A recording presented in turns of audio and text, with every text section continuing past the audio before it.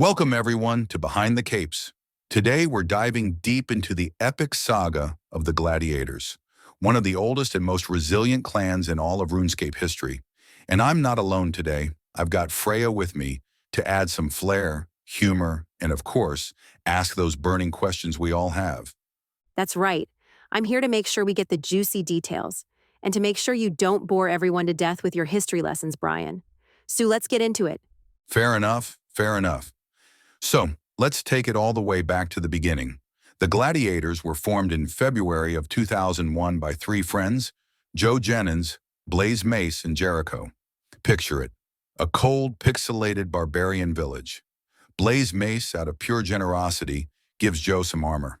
This simple act started what would become one of the most legendary clans in RuneScape. I love that. Here's some armor, now let's go build an empire. Classic. Exactly. The Gladiators started with just 10 to 20 members, including notable early names like Wolf, Eric D16, and So Devilish. They focused on camaraderie more than anything else. They weren't just about PKing. They held mining trips, training events, even played tag in Varrock Castle. It was all about building friendships. The meetings were held almost every day on the top floor of Varrock Castle. I can just imagine it now. People running all over the top floor of Varrock, playing tag like it's recess. You're it, no tag backs. Pretty much. And it worked. That camaraderie kept people coming back, and before long, the Gladiators were ready for their first major test, a rivalry with the Sabres, led by Ice Saber.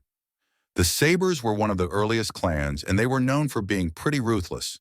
So this rivalry was really about showing who was the top dog. Ooh, early beef. How did it go down? It was chaotic, to say the least. Battles would break out in Varrock, Edgeville, and deep in the wilderness. There were no real organized rules, just clan members bumping into each other and deciding, all right, it's on. The Gladiators held their own, though. There were duels between Joe and Ice, and after a lot of back and forth, they eventually called a truce. But it set the tone. The Gladiators weren't going to back down. Nothing like the sweet taste of an unresolved truce. Sure, we'll call it a tie, but I know we really won, right? Exactly. But then came an even bigger challenge, DeathCorp. Now, DeathCorp was fierce. Their rivalry with Glads really solidified the latter's reputation as a major player. One of the defining moments was the ambush at the Cooking Guild. Glads got a tip that DeathCorp was meeting there, and Jericho saw an opportunity. The Gladiators outnumbered them and managed to take DeathCorp down. It was a huge win. Ambushing at the Cooking Guild, huh? I guess DeathCorp didn't think they'd be the ones getting roasted. That's exactly right. And this wasn't the last time they fought either. They clashed multiple times, including those epic battles on Karamja Island. These were long battles, sometimes lasting hours. The Gladiators used food mules, players whose job was just to bring food to keep everyone going. It was all about endurance and planning. Man, that sounds intense. Imagine just standing there with an inventory full of lobsters, yelling, "Who needs some food?" It was definitely a job not for the faint of heart, and this level of organization set Glads apart. They weren't just a bunch of people in armor swinging swords, they were strategists. They held Gladiators survivor events to simulate real scenarios, teaching everyone how to work as a team, how to adapt under pressure, and how to support each other. See, that's cool. It's like boot camp, but way more fun and in medieval gear. Exactly. But even with all this success, leadership challenges began to crop up. Founders like Joe, Blaze, and Jericho started stepping back due to real-life obligations. This left a gap, and new leaders like WKD Tiger, Sneaky One, and later Raffi had to step up. Let me guess, real-life obligations like they just got tired of standing at a furnace making steel bars all day? Yeah, pretty much. But Blaze wasn't just making steel bars. He was organizing resources and even managing a clan fund. And then, of course, there were betrayals. Lysa, a key member, ended up stealing the clan fund, which was a huge setback. But instead of breaking apart, Glads rallied and got stronger. They tightened security and introduced new leadership protocols. Oof, betrayal. Nothing stings like losing your hard-earned GP to someone you trusted. But it sounds like it was a turning point. It definitely was. They learned from it. and the betrayals only strengthened their resolve.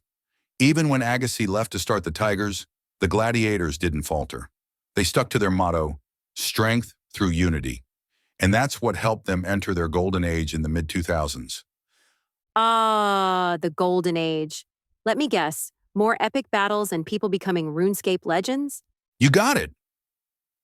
The Gladiators joined the Alliance, which included other legendary clans like the Clan, the Mighty Red Dragons, and Black Knights.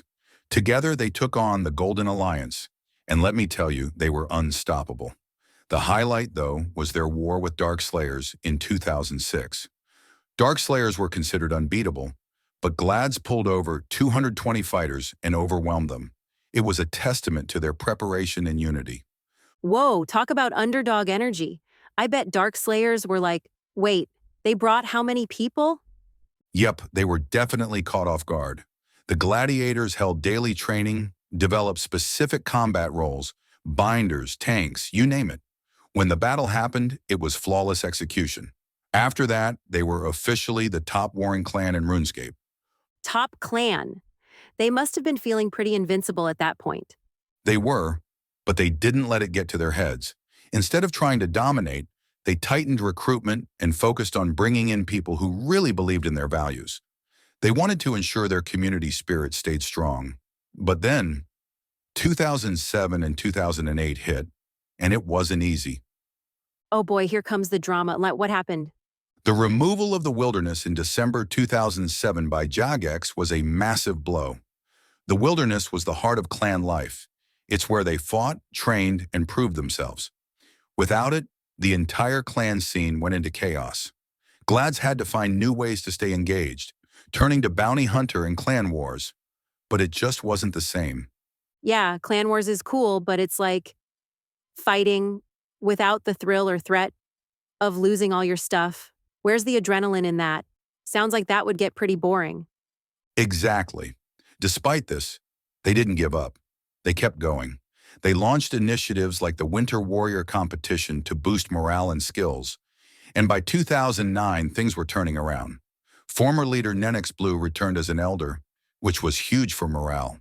They also started winning again, like their victory over Lithuanian forces, which got them ranked 9 on Raw. The comeback. You love to see it. I bet the clan was hyped after that. Absolutely. It reminded everyone why they joined in the first place, standing up when others fell, fighting for each other, and never giving up. Leaders like Raffi and Bespinman73 helped guide the clan through new challenges. And when PvP Worlds returned in late 2008, Glads was back in action. It wasn't quite the old wilderness, but it was enough. I mean, you gotta work with what you get, right? At least they were back out there swinging swords at people again. Exactly. They adapted, just like they always had.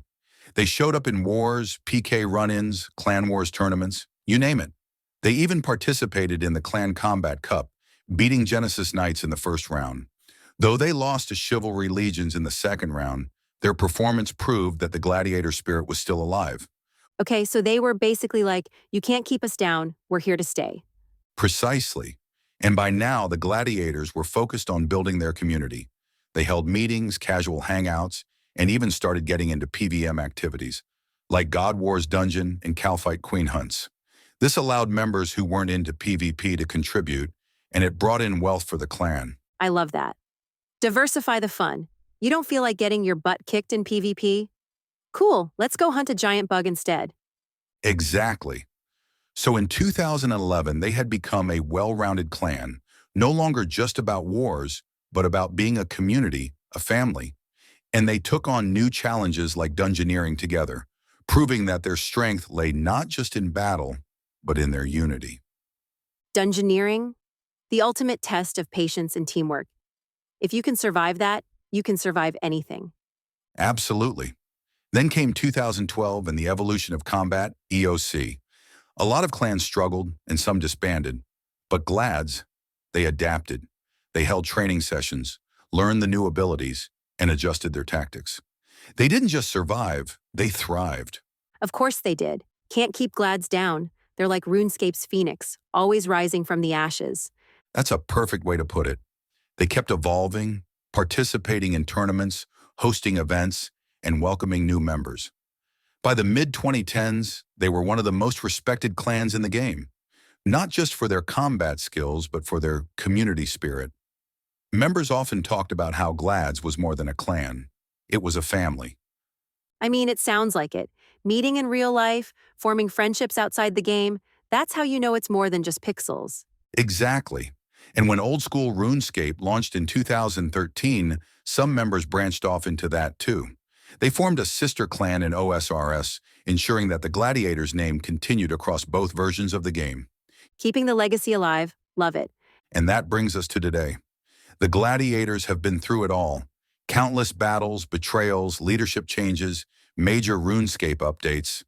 Through it all, they've stayed strong, thanks to their community and the bonds they've formed. They're still thriving, embracing new challenges, and welcoming new members. Their story is a testament to the resilience and strength of a great clan. Honestly, this was epic. From roasting people at the Cooking Guild to thriving in EOC, they've done it all. I think that's what makes the Gladiators so iconic.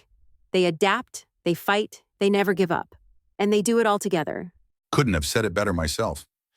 Thanks for joining us on this deep dive into the Gladiators. Stay tuned for our next episode where we'll dive into the history of another legendary RuneScape clan.